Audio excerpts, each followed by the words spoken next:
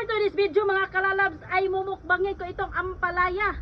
Itong presko, hilaw na ampalaya mga kalalabs. Dahil daw, tumalaas yung sugar ko ba.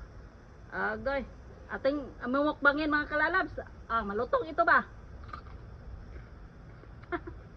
Ang tamis mga kalalabs. Pagkaiba naman palayo ito eh. Matamis.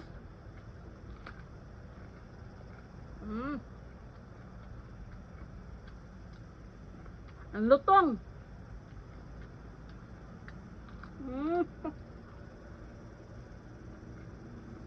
Lutong mga kalalabs.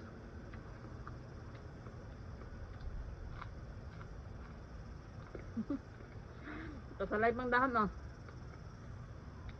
Masali pa natin dahon.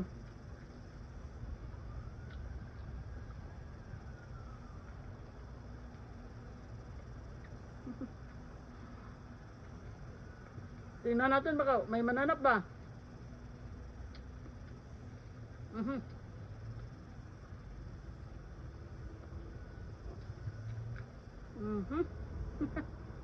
Meron pa dito mga kalalabs. Sahag ko ito sa pakbit. Kain tayo mga kalalabs.